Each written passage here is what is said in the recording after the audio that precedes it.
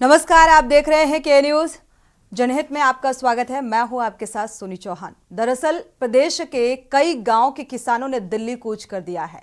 किसान दोपहर से नोएडा के महामाया और फ्लाईओवर पर जमा हो गए और यहां से दिल्ली कूच करना शुरू कर दिया। किसानों के इस बड़े प्रदर्शन को देखते हुए दिल्ली और नोएडा के इलाकों में सुरक्षा बढ़ा दी गई है, कड़े इंतजाम कर दिए गए हैं। साथ ही ट्रैफिक विभाग ने भी एडवाइजरी जारी कर दी है।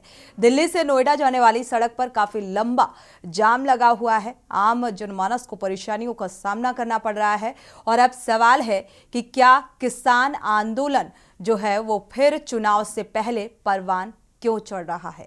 आखिर किसानों को कौन आगे कर सियासी रोटी सेक रहा है? आज जनहित का यही मुद्दा और इसी को लेकर हम चर्चा करेंगे।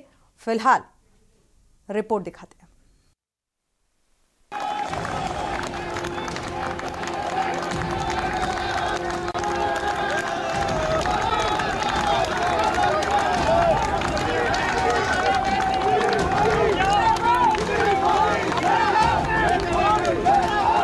देश में कृषि कानून को लेकर विरोध प्रदर्शन के लंबे वक्त के बाद एक बार फिर किसानों ने सरकार के खिलाफ मोर्चा खोल दिया है।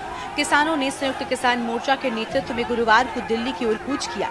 इसके चलते दिल्ली के सभी बॉर्डर और चौक चौराहों पर सुरक्षा के व्यापक इंतजाम करने पड़े। ये किसान बीते दिसंबर से ही नोएडा प्राधिकरण के सामने प्रदर्शन कर रहे हैं। जब इनकी मांगों पर सुनवाई नहीं हुई तो सभी सांसद कूच करने की योजना बनाई। इन किसानों की मांग मुआवजा बढ़ाने की है। जब नोएडा और ग्रेटर नोएडा का अधिग्रहण हुआ था तब इन्हें कम मुआवजा मिला था।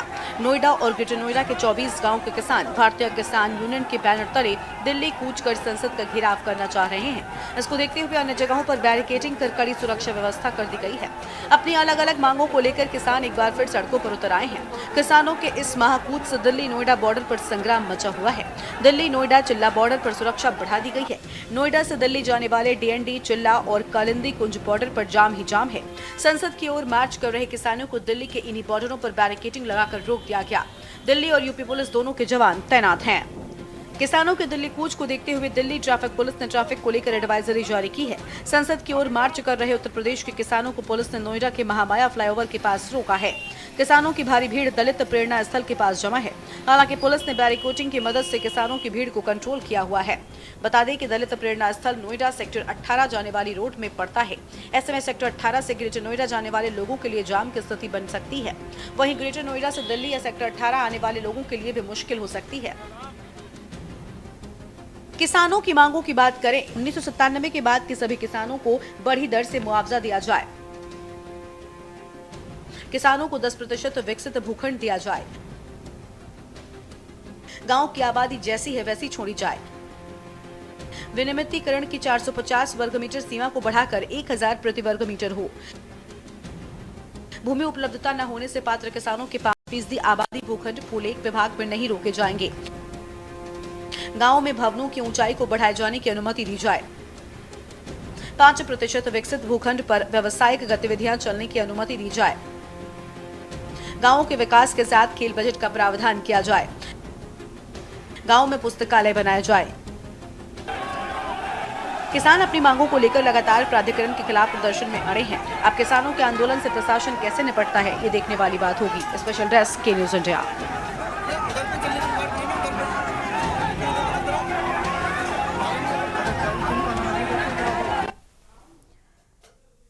तो एक तरफ किसानों की 10 मांगे जिन्हें लेकर वो दिल्ली कूच कर रहे हैं, जंतर मंतर का और बड़े पैमाने पर प्रदर्शन का मन बना चुके हैं अपनी मांगों को लेकर, क्योंकि उनका ये कहना है कि जिन मांगों को लेकर समझौता हुआ, उन मांगों को लेकर जो समझौता हुआ था आखिर उस पर अब गौर क्यों नहीं किया जा रहा है, क्यों किसी तरीके का आश्वासन, हालांकि पहले भी प्रदर्शन किया जा चुका है, लेकिन इलेक्शन से पहले, लोकसभा चुनाव से ठीक पहले एक बड़े पैमाने पर यह प्रदर्शन कई सवाल भी खड़े कर रहा है और इस प्रदर्शन से जो यातायात है वो भी बाधित होता हुआ नजर आ रहा है। यानी कि 5 मिनट का जो सफर है वो 2.5 घंटे में लोगों को तय करना पड़ रहा है।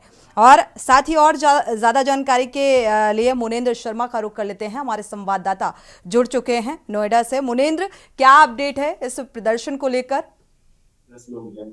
हाँ जी, बिल्कुल बताना चाहूंगा। जैसे ही सुबह 11:30 बजे से मैं महामाया फ्लाईओवर के आसपास हूँ। काफी समय वहां पर ये लोग रुके। उसके बाद में 2 बार इनको रोका गया और उसके बाद में ये दलित प्रेरणा स्थल के सामने अभी तक बैठे हुए हैं। तकरीबन पिछले 2 घंटे से यहीं पर बैठे हुए हैं।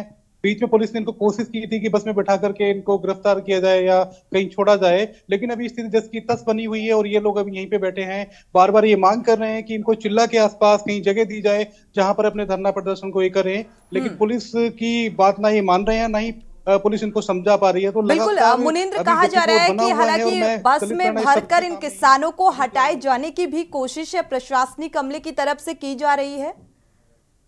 जी बिल्कुल। जी।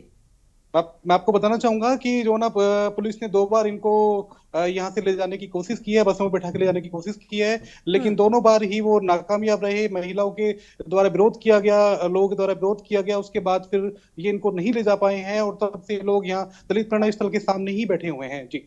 लगभग कितनी तादाद में किसान यहाँ पर इकट्ठा हुए हैं? जी, मैं अगर स्टार्टिंग की बात करूं तो तकरीबन 1500 से 2000 किसान उस समय यहाँ पर थे, लेकिन जैसे जैसे गिरफ्तारी की बात आगे बढ़ती गई वैसे वैसे यहाँ पे भीड़ कम होती गई है। फिलहाल जो अभी मैं देख पा रहा हूँ 200 से 300 लोगों के बीच में हजूम यहाँ पे बैठा हुआ है जुलूस के तौर पे। बाकी लोग इधर उधर हैं, लेकिन अभी यहाँ पे जो संख्या है वो काफी कम हो गई है। जैसे जैसे समय बीतता जा रहा है वैसे वैसे लोग धरना स्थल छोड़ के जा रहे हैं। जी। चलिए, क्योंकि लगातार इस प्रदर्शन की वजह से जो दिक्कतें सामने आ रही हैं और प्रशासनिक अमला जो है उसने एडवाइजरी भी पहले ही जारी कर दी गई थी। मुनींद्र, हम चाहेंगे कि क्या कुछ स्थितियां दिखाई दे रही हैं, वो तस्वीरें क्या आप दिखा सकते हैं? मुझे बता दीजिए जल्दी से। ये लोग बिल्कुल पहले मेरे पीछे थे, लेकिन अभी इससे फिर से थोड़ा सा आगे चले गए हैं। तो अगर आप मेरे पीछे देख पा रहे हैं तो ये आप जी। देख पा रहे होंगे अभी ट्रैक्टर खड़े हुए हैं और बाकी लोग भी यहाँ पे दिख रहे हैं, लेकिन ये लोग थोड़ा सा आगे चले गए, इसलिए मैं आपको पूरा यहाँ से दिखा नहीं पा रहा हूँ। बिल्कुल, धक्का मुक्की की भी तस्वीरें आ रही हैं। प्रशासनिक अमला जी बिल्कुल। लगातार जो किसानों को इस प्रदर्शन को रोकने की भी कोशिश कर रहा है और इस वक्त बड़ी चुनौती है ये प्रशासनिक अमले के लिए भी कि इस प्रदर्शन को कैसे रोका जाए, इन किसानों को प्रदर्शन करने से कैसे रोका जाए। तो बैरिकेड्स किया जा रहा है, बैरिकेडिंग, और लगातार एडवाइजरी भी जारी कर दी गई थी, क्योंकि जो 5 मिनट का सफ़र है वो 2.5 घंटे में लगभग आम लोगों को तय करना पड़ रहा है। और डीएनडी, चिल्ला, नोएडा, ये बॉर्डर जो हैं पूरी तरीके से बाधित होते हुए नजर आ रहे हैं और यहाँ पर यातायात प्रभावित है इस प्रदर्शन की वजह से। हमारे साथ बीजेपी प्रवक्ता भी जुड़ चुकी हैं, श्वेता दुबे जी, स्वागत है आपका इस चर्चा में शामिल होने के लिए। अशोक यादव भी जुड़ चुके हैं, समाजवादी पार्टी के प्रवक्ता हैं, आपका भी बहुत बहुत स्वागत है इस चर्चा में शामिल होने के लिए। प्रतिक्रिया ले लेते हैं श्वेता दुबे से। श्वेता जी, एक बड़े पैमाने पर अब प्रदर्शन, क्योंकि किसानों का ये कहना है उनकी 10 मांगे हैं जिनको लेकर समझौता हुआ था और अब वादा खिलाफी की जा रही है उनके साथ, ये आरोप लग रहे हैं। जी ठीक है, ये बात अगर वैसे तो वादा खिलाफी नहीं हो रही है, अगर ये समझौता हुआ था तो निश्चित रूप से इसका पालन होगा, भले उसके अनुपालन में देरी हो रही हो, लेकिन उसके लिए जो ये रास्ता अपनाया गया है और बिना किसी दिल्ली पुलिस से भी कोई की वो नहीं ली गई, अनुमति नहीं ली गई है, बिना अनुमति के ये जो सुबह से आप देख रहे हैं, जैसे कि आपके संवाददाता बता रहे हो, हम लोग भी न्यूज चैनल्स पर देख रहे हैं कि किस तरह से भीड़ है। अभी आपने ही बताया कि 2.5 मिनट का सफर इतने घंटों में तय हो रहा है, तो इस तरह से आम जनमानस जनजीवन को ठप करके अगर अपनी मांगों को ठीक है, आप तरीके पर सवाल उठा रही हैं श्वेता जी, लेकिन क्या ये नहीं लगता कि अगर जिन मांगों को लेकर समझौता हो चुका था तो उन मांगों पर गौर करना चाहिए था, आश्वासन देना चाहिए था? क्योंकि आज ये प्रदर्शन जो है बड़े पैमाने पर पहुंच चुका है, इससे पहले भी छोटे छोटे स्तर पर प्रदर्शन किया गया है किसानों की तरफ से अपनी मांगों को लेकर। अभी तक कोई आश्वासन नहीं मिला, इस प्रदर्शन को रोकने की कोशिश की जा रही है। ये नौबत क्यों आई? क्या इस पर सरकार को ध्यान नहीं देना चाहिए? सरकार को एकदम ध्यान देना चाहिए, लेकिन इसमें 3 है, अंसल ग्रुप है और ग्रेटर नोएडा प्राधिकरण है, एनटीपीसी है, इन सबका आपस में जो कुछ होगा उसी के अकॉर्डिंग हमारी गवर्नमेंट इसमें एक्शन लेगी। और एक्शन से पहले बातचीत का माध्यम अपनाना चाहिए था। अगर बातचीत पूरी तरह से विफल हो जाती तब भी इतना उग्र रास्ता अख्तियार करना कहीं से भी तर्कसंगत नहीं है। ठीक है, हमारे साथ अगर किसान नेता जुड़ते हैं तो इसको लेकर हम जरूर जवाब लेंगे। हाँ, समाजवादी पार्टी के प्रवक्ता भी जुड़े हुए हैं, अशोक यादव जी। अशोक यादव जी, क्या लगता है जो ये प्रदर्शन की तस्वीर सामने आ रही है, वाकई जिस तरीके की दिक्कतें या जो सवाल आ रहे हैं, क्योंकि आगे लोकसभा चुनाव है, उससे ठीक पहले इस तरीके की स्थितियां बनती हुई नजर आ रही हैं। आज हजारों की तादाद में जो है किसान अपनी मांगों को लेकर सड़कों पर उतर आए हैं, जंतर मंतर का रुख कर रहे हैं। देखिए, लोहिया जी ने कहा था कि जब सड़कें सूनी हो जाती हैं तो संसद आवारा हो जाती है। ये ऐसे ही नहीं उन्होंने कहा था। इसके पीछे लॉजिक ये थी कि जब आप आंदोलन नहीं करेंगे, सरकार के जो अहंकारी सरकार के और जो गूंगी बहरी सरकार है उसके खिलाफ जब तक आप आंदोलन नहीं करेंगे, उसके खिलाफ बड़ा एक जनसैलाब लेकर के आंदोलन नहीं करेंगे, ये गूंगी बहरी सरकार के कान पे जूं नहीं रेंगने वाली। तो ये मजबूरी में किसान ऐसा कर रहा है, ऐसा नहीं कि शौक की वजह से कर रहा है या चुनाव को देखते हुए किसान ऐसा कर रहा है। वो मजबूर है। वो किसान तब भी मजबूर था जब 1.5 साल के लगभग वो सड़कों पे धक्का खाया। 3 किसे काले कानून कृषि के जो मोदी सरकार ने थोप दिया था उसके ऊपर, उस आंदोलन को भी किसान ने देखा और लगभग 700 से ऊपर किसानों ने अपनी जान की शहादत भी दी थी उन कानूनों के खिलाफ संघर्ष करते करते। ये सरकार ऐसी सरकार है जो लगभग 1 लाख से ऊपर जो एनसीआरबी का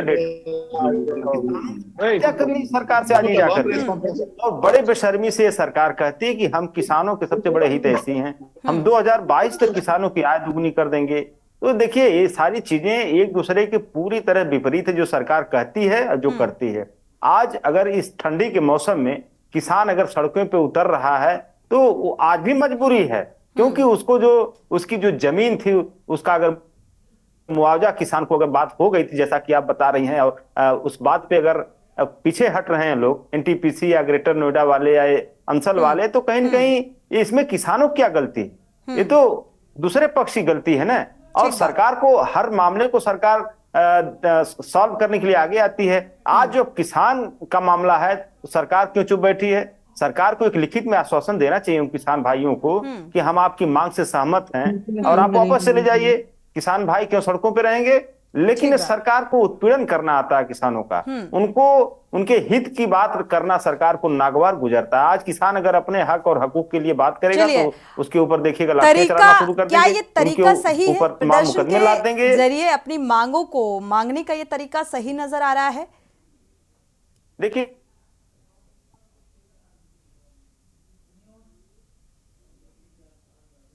लेकिन जब सारे तरीके फेल हो जाते हैं तब मजबूरी बचती है इसी तरीके की। और इस तरीके को करने में किसी भी व्यक्ति को बहुत परेशानियां झेलनी पड़ती हैं। सड़कों पे जब आंदोलन करता है किसान या कोई भी वर्ग, तो उसको बहुत सारी दुश्वारियों से दो चार होना पड़ता है। लेकिन जब सवाल अपने पेट का होता है, जब सवाल अपने अस्तित्व का होता है, तब सारी बातें गौण हो जाती। तब ये सारी चीजें किसान या कोई भी जन आंदोलन करने वाला संगठन या व्यक्ति ये सारी बातें भूल जाता है, सब कुछ अपना न्यौछावर कर देता है वो आंदोलन के लिए। तो मजबूरी में किसान जो सड़कों पे आया है। अभी सरकार बिल्कुल, आंदोलन तो एक परंपरा सी बन गई है अपनी मांगों को मनवाने के लिए देखा जाए। और जिन मांगों को लेकर जो समझौते हुए उसको लेकर ये प्रदर्शन की तस्वीर सामने आ रही है, इसलिए सवाल बेहद महत्वपूर्ण हो जाता है। कथनी और करनी में फर्क क्यों? श्वेता दुबे जी।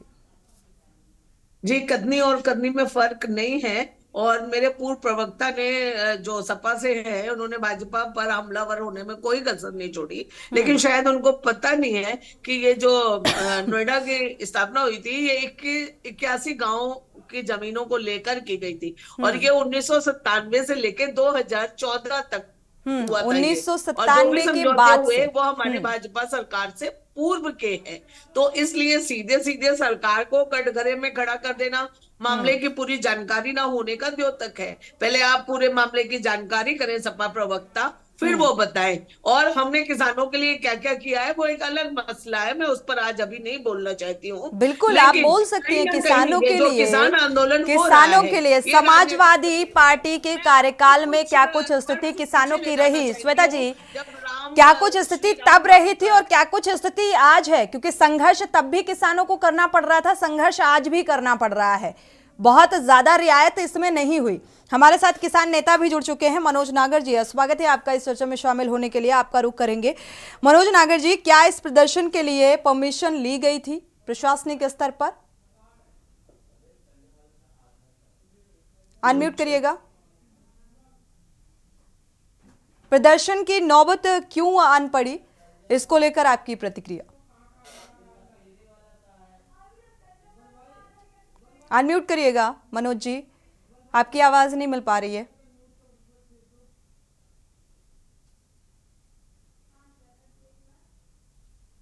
क्या सुन पा रहे हैं आप? अनम्यूट कर लीजिए प्लीज।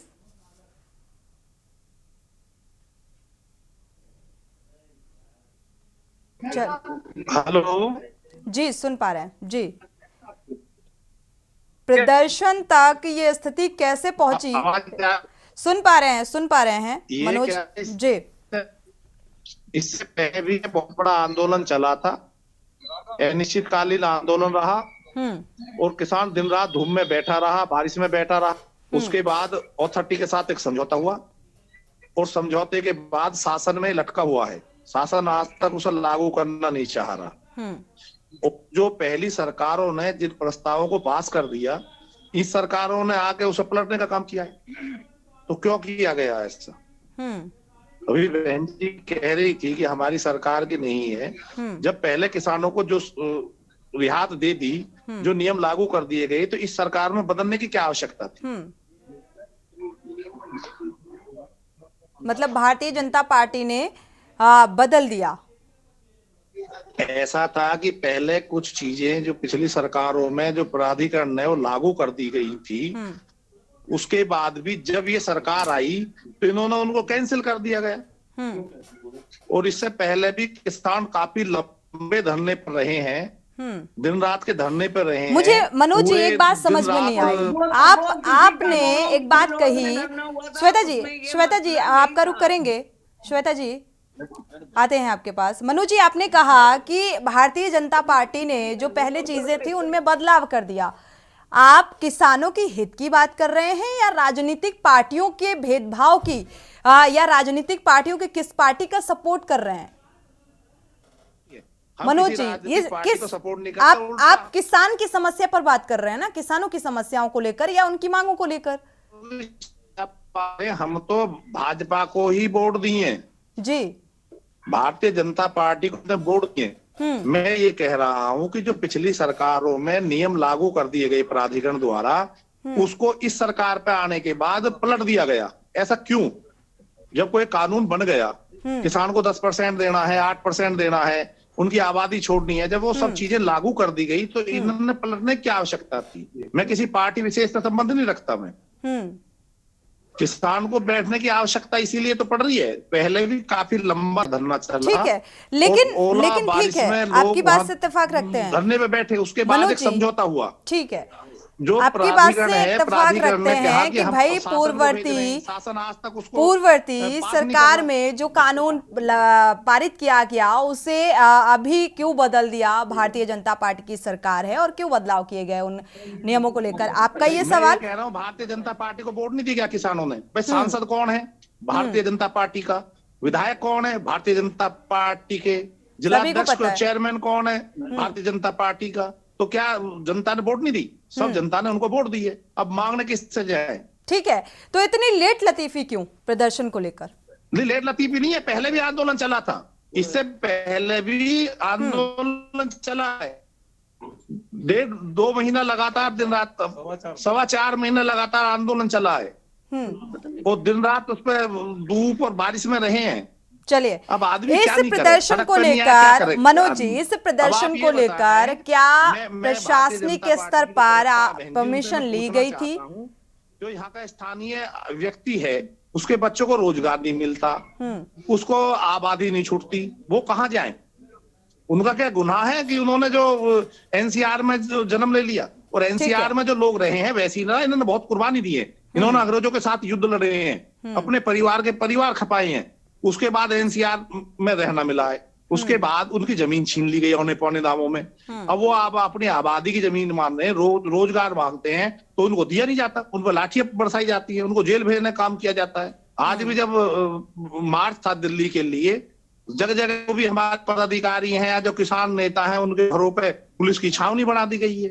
हर गांव में 10-10, 15-15 सिपाही बैठ होम अरेस्ट करने का काम किया गया है। इतनी तानाशाही अच्छी नहीं है। जो अच्छे काम है उसका हम स्वागत करते हैं पार्टी का, लेकिन किसानों के साथ इतनी ज्यादती नहीं की जानी चाहिए। जो उनके बच्चे हैं उनको रोजगार देना चाहिए, नहीं जाना चाहिए। जब किसानों की जमीन चली गई तो रोजगार के लिए कहाँ वो बिहार जाएंगे? ये इन्हीं 10 मांगों में शुमार है। किसान आंदोलित हैं और आज से नहीं है, काफी समय से आंदोलित हैं, और इसी के लिए जो पिछली सरकारें नहीं करती थी उनके खिलाफ भी आंदोलन होते थे, उसमें भी आंदोलन के माध्यम से जो होते थे, आज नहीं है, उन्हीं है, लेकिन ये आंदोलन की सुनवाई नहीं कर रही, ये इस सरकार की गलती है। श्वेता जी, आप सुन पा रहे हैं? श्वेता जी जी मैं सुन रही हूँ। समाजवादी पार्टी के प्रवक्ता ने कहा कि इतना कहना चाहूंगी जी कि हमारी सरकार अपने किसानों के क्या सबके उसके प्रति बहुत संवेदनशील है, लेकिन जहां तक प्रथम दृष्टि में देखा जाए तो ये पूरा मामला राजनीतिक उससे भरा हुआ दिखाई पड़ता है, क्योंकि ये 97 से 2014 के बीच की बात थी और उसमें कोर्ट में भी गए थे किसान। पूरी बात मेरी हो जाने दीजिए, फिर बताइएगा। और उसके बाद जो कोर्ट ने निर्णय दिया था, अगर उस समय की सरकार उनको नहीं पूरी तरह से लागू कर पाई तो अब भाजपा ने कोई भी नियम नहीं पलटा है, क्योंकि ये कोर्ट का निर्णय था। आपको पूरा वो नहीं है, क्योंकि इस समय, और मैं कहना चाहूंगी, आप कह रहे हैं कि हमारी भाजपा सरकार किसानों के अपोजिट है, ऐसा नहीं है। आपके पश्चिम के जो उत्तर प्रदेश पश्चिम के बहुत बड़े किसान नेता हैं जैन जी, वो भी अब हमारे साथ आ रहे हैं, हमारी नीतियों हमारे कार्य से ही तो प्रभावित होकर आ रहे हैं। और रही बात आप जो कह रहे हैं बेरोजगारी और ये सब चीज, ठीक है, पूरी संवेदना है, आपने स्वतंत्रता संग्राम में भाग लिया, सब कुछ ठीक है, लेकिन औने पौने दामों में आपसे जमीन नहीं ली गई है, उसका मुआवजा या नहीं किया है तो दिया जाएगा। शांतिपूर्ण रास्ता अपनाइए। अगर इस तरह से सड़कों पर आ जाना, जनजीवन को अस्त व्यस्त कर देने से आपको न्याय तो नहीं मिलेगा। आपको आपने मैडम गाँव देखे जाके, जो अधिकृत गाँव है वो गाँव देखे आपने? मैडम मैं आपसे अनुरोध करता हूँ, जो गांव अधिकृत किए गए हैं एक बार जाके देखो, उनकी पानी की निकासी नहीं है, उनके रास्ते नहीं है, वो मलिन बस्ती बन गए हैं। पिछली सरकारों ने नहीं दिया इसलिए, पिछली सरकारों ने नहीं दिया, पिछली सरकारों की बात करते हैं इसलिए तो। अभी तो मनोज जी आप कह रहे थे कुछ काम पिछली सरकारों ने किया जो किसान हित में नजर आए, तो पिछली सरकारें गई। दूसरा यूरिया का कट्टा 45 किलो का किया, अब 40 किलो का कर दिया आपने। और शांति का मार्ग अपनाइए, वार्ता का मार्ग अपनाइए, निश्चित रूप से शांति से तो आज तक देश को चलिए, आजादी ठीक है, मिली। ठीक है मनोज नागर जी, ठीक है। भाई साहब, राजनीतिक हथियार बनने से भी कुछ होने वाला नहीं है, आप लोग राजनीतिक हथियार बन रहे हैं। श्वेता जी क्या लगता है, राजनीतिक स्टंटबाजी है जैसा कि आपने कहा, राजनीतिक? श्वेता जी, मनोज जी, इनका फल करा दोगे। किसान है अन्नदाता, राजनीतिक हथियार न बने, मेरा हाथ जोड़ के प्रार्थना है आपसे। जो 3 काले कानून वापसी करे गए थे वो भी राजनीतिक थे, जो आपकी अपने हक की आवाज को लड़ाए वो राजनीतिक। मनोज जी आपकी जो मांगे, मनोज जी आते हैं, आपका रुख करते हैं। किसान जो है अन्नदाता है, वो अपनी जायज मांगों को लेकर अगर प्रदर्शन करता है तो उनको उन मांगों को लेकर देखा जाए तो आश्वासन मिलना चाहिए, इस बात से इत्तेफाक रखते हैं। लेकिन राजनीतिक स्टंटबाजी या ये कहा जाए ये प्रदर्शन इतने बड़े पैमाने पर, वो भी लोकसभा चुनाव से ठीक पहले किया जा रहा है, तो इसको लेकर भी सवाल उठाए जा रहे हैं। चर्चा को आगे बढ़ाएंगे एक छोटे से ब्रेक के बाद। ब्रेक से वापस आ रहे हैं। लगातार प्रदर्शन की जो तस्वीर सामने आ रही है, मांगे हैं किसानों की कि प्रदर्शनकारी जो किसान हैं वो लगातार 1997 के बाद से सभी किसानों को बढ़ी दर से मुआवजा दिया जाए। ये मांग भी शामिल है। 10 मांगे हैं। किसानों को 10% विकसित भूखंड दिया जाए। गांव की जो आबादी है जैसी है वैसी ही छोड़ दी जाए। विनियमितीकरण की 450 वर्ग मीटर सीमा को बढ़ाकर 1000 प्रति वर्ग मीटर किया जाए। भूमि उपलब्धता न होने से पात्र किसानों के करीब 5% जो आबादी है वो भूखंड भूलेख विभाग में नहीं रोका जाए। यह भी एक मांग शामिल है इसमें। गांव में भवनों की ऊंचाई को बढ़ाए जाने की अनुमति दी जाए और 5% विकसित भूखंड पर व्यावसायिक गतिविधियां चलने की अनुमति दी जाए। यह भी एक मांग शामिल है। गांव के विकास के साथ खेल बजट का प्रावधान किया जाए। गांव में पुस्तकालय बनाया जाए।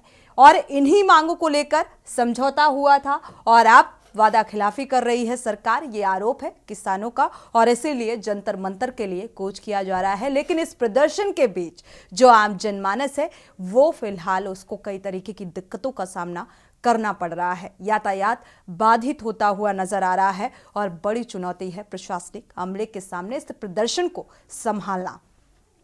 भारतीय जनता पार्टी की प्रवक्ता भी हमारे साथ जुड़ी हुई हैं, श्वेता दुबे जी, जिन्होंने साफ तौर पर कहा है कि शांतिपूर्ण ढंग अपनाना चाहिए। अगर कोई भी मांग है तो उसे शांतिपूर्वक तरीके से रखनी चाहिए। इस तरीके का माहौल नहीं बनाना चाहिए, जो कि शायद जायज़ भी है। हमारे साथ किसान नेता भी जुड़े हुए हैं जो अपनी समस्याओं को बता रहे हैं।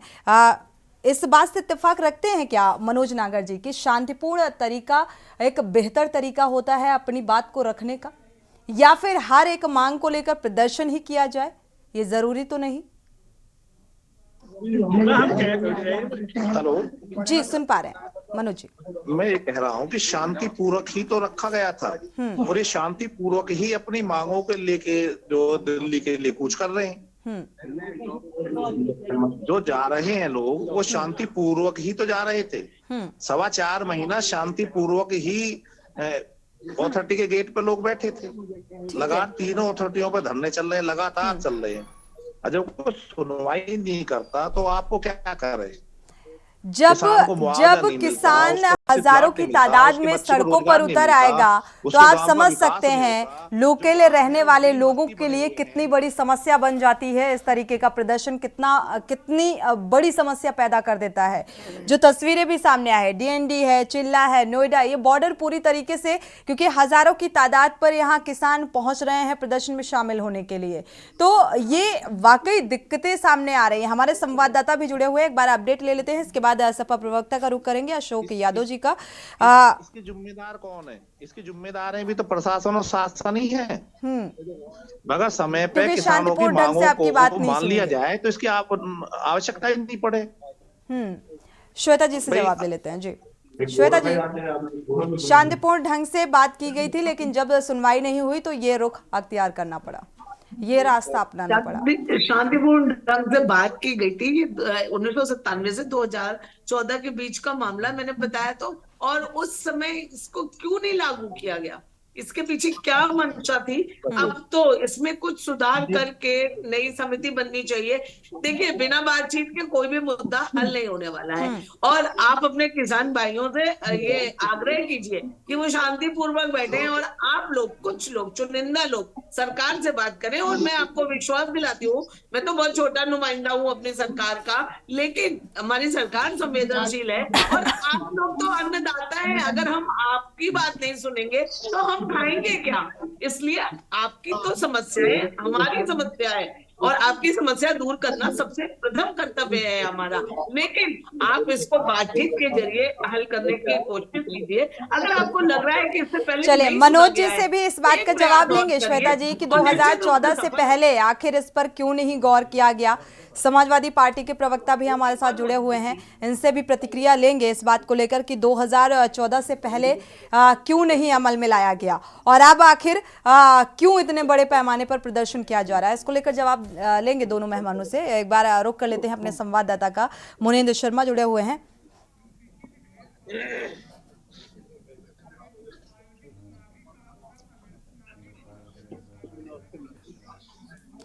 एक बार जनहित में वापस लौटेंगे।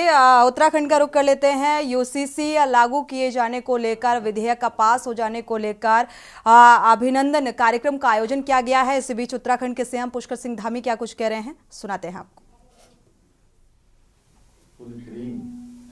सभी प्रमुख लोग यहाँ पर उपस्थित हैं।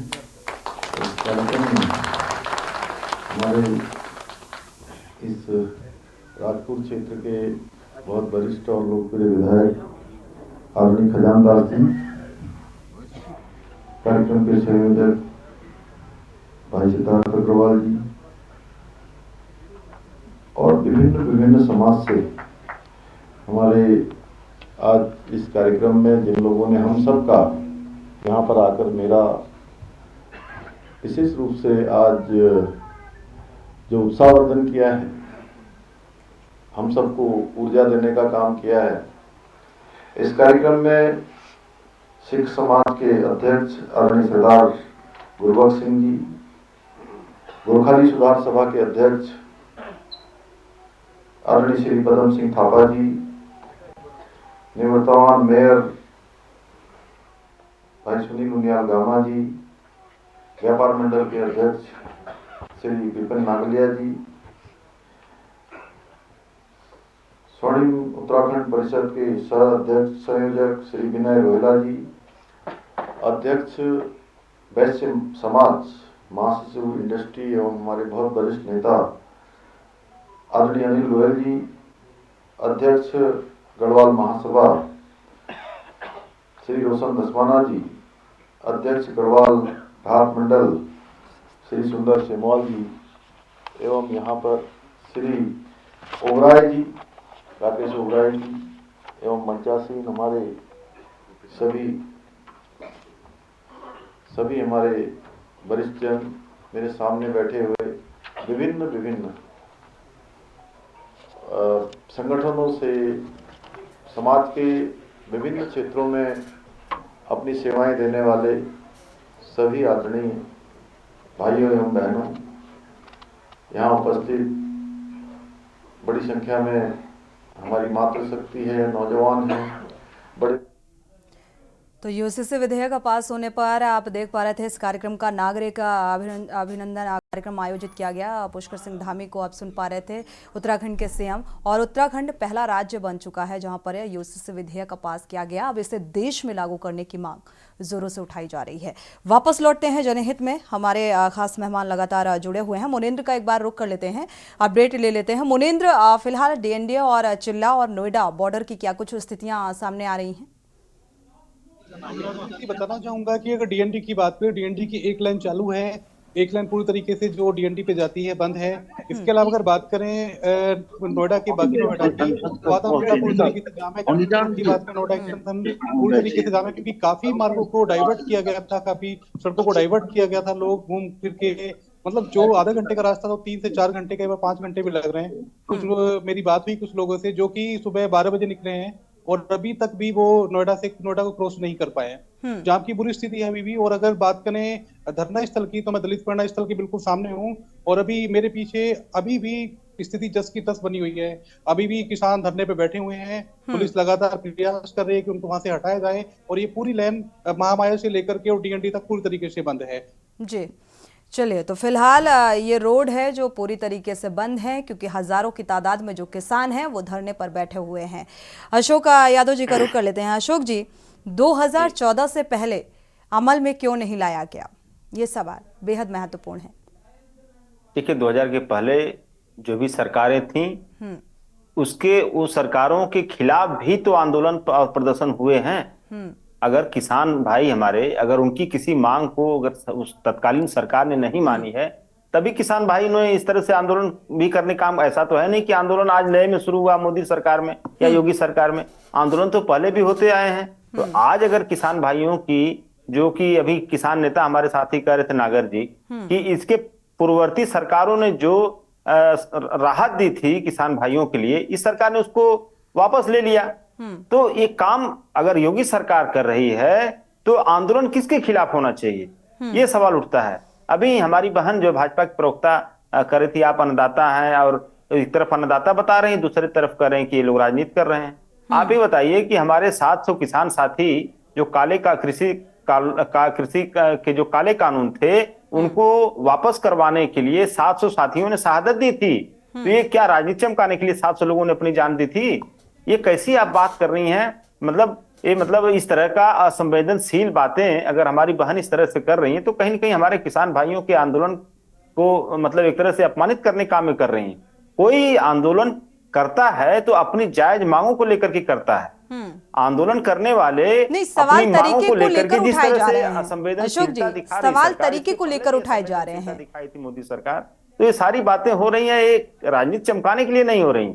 ये बातें जो उनकी जायज मांगे नहीं, इसे राजनीतिक प्रदर्शन इसलिए भी कहा जा रहा है क्योंकि आगामी लोकसभा चुनाव को देखते हुए अब ज्यादा वक्त भी नहीं बचा है और उससे पहले एक ये बड़ी तस्वीर जो है प्रदर्शन की सामने आ रही है, तो इसलिए राजनीतिक प्रदर्शन से इसे जोड़कर देखा जा रहा है, राजनीतिक स्टंटबाजी कहा जा रहा है, या फिर ये मांगे वाकई किसानों के लिए जिस तरीके से इन्हीं मांगों को लेकर 10 मांगों को लेकर ये प्रदर्शन करने का मन बना चुके हैं।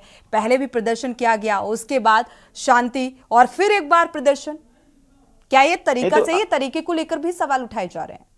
देखिए, आपने दो बातें कही। एक तो आपने कहा चुनाव को लेकर के, आप ये बताइए क्योंकि चुनाव अगर सर पर हो तो क्या करे किसान भाई? अपना सब कुछ न्यौछावर कर दें? मतलब जो जैसा उनके साथ अन्याय हो रहा है, चुनाव को देखते हुए उस अन्याय के खिलाफ आवाज न उठाएं?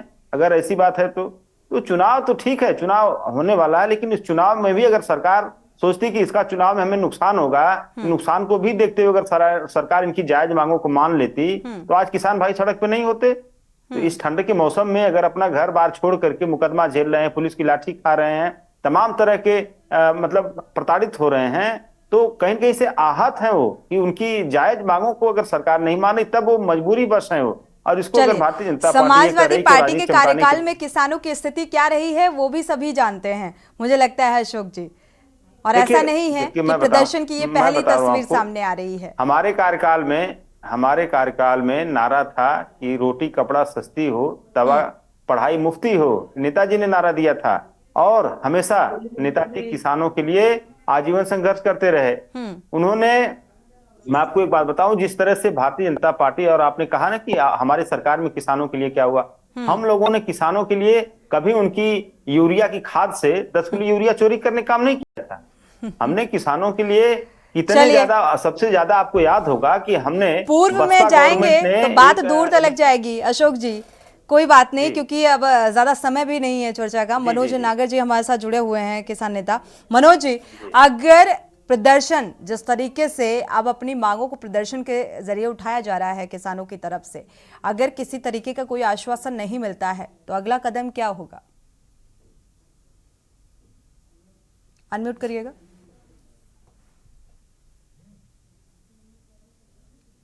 अनम्यूट कर लीजिए मनोज जी, आपकी आवाज नहीं मिल पा रही है। हेलो जी, सुन पा रहे हैं, कंटिन्यू। आ रही है आवाज? जी जी जी। मैं ये कह रहा हूँ बिल्कुल किसान शांति पूर्वक हैं, और इससे पहले भी 4.25 महीना अथॉरिटी के गेट पर शांति पूर्वक धरना रहा है।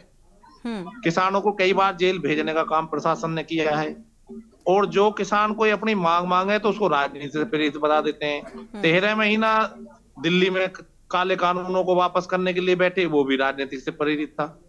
फिर प्रधानमंत्री जी ने माफी क्यों मांगी? मैं ये कह रहा हूं, जो भी लोग अपनी समस्याओं को आवाज उठाते हैं तो वो राजनीति करते हैं, राजनीति से जुड़े होते हैं। अब मैं इनसे पूछना चाहता हूं भारतीय जनता पार्टी के लोगों से कि क्या रास्ता है? जब नोएडा अथॉरिटी ने जितने भी मांगे थी उनका मांग सब प्रस्ताव तैयार करके शासन को भेज दिया लखनऊ, तो शासन क्यों नहीं उन पर अमल कर रहा, उनको लागू क्यों नहीं करता? राजनीति तो ये कराते हैं, राजनीति की आवश्यकता ही नहीं है। जो किसानों की मांग है, जो अथॉरिटी ने भेजी है, उनको सबको लागू कर दो, बात खत्म होगी। जब चुनाव सर पे है तो चुनाव को देखते हुए आप उसे लागू कर दो। और दूसरा तो जब इन्हीं के सांसद हैं, इन्हीं के विधायक हैं, इन्हीं के चेयरमैन है, सब चीज इन्हीं की है। आम जनता ने, सबने, किसानों ने इनको वोट दी है। और मैं छोटी सी बात बता दूं, बहुत अच्छे भारतीय जनता पार्टी किसानों के हित में काम करे। यूरिया का कट्टा 45 किलो का था, उसको 40 किलो का कर दिया, और दाम वही है, दाम घटा ही नहीं। तो कहाँ किसानों के साथ आप रहमी कर रहे हैं? हालांकि ये मांग इस प्रदर्शन का हिस्सा नहीं है। के नाम पे ये मांग इस अभी प्रदर्शन मैं का कल हिस्सा फुलडेक नहीं है। महापंचायत करके आया हूँ। ठीक वहाँ है, पूर्व ठीक सैनिक है थे मनोज 5, जी। उनको कनेक्शन देने का काम नहीं ठीक किया है। गया। शुक्रिया, समय इजाजत नहीं देता कि चर्चा को आगे बढ़ाए। शुक्रिया आप सभी मेहमानों का इस चर्चा में शामिल होने के लिए। मुनीन्द्र, आपका भी बहुत बहुत शुक्रिया जानकारी साझा करने के लिए। एक तरफ अपनी 10 मांगों को लेकर किसानों का प्रदर्शन जो है वो तेज होता जा रहा है और इसको लेकर सवाल भी उठाए जा रहे हैं कि क्या राजनीतिक स्टंटबाजी है जिस तरीके से ये लोकसभा चुनाव से पहले ये प्रदर्शन की तस्वीर सामने आ रही है। और दूसरी तरफ जो किसान नेता हैं उनका साफ तौर पर कहना है कि जो मांगे हैं अगर शांतिपूर्ण ढंग का रास्ता अख्तियार किया जाता तो आज ये नौबत नहीं आती। इसी के साथ जनहित में फिलहाल बस इतना ही। आगे खबरों के लिए आप देखते रहिए के न्यूज़ इंडिया।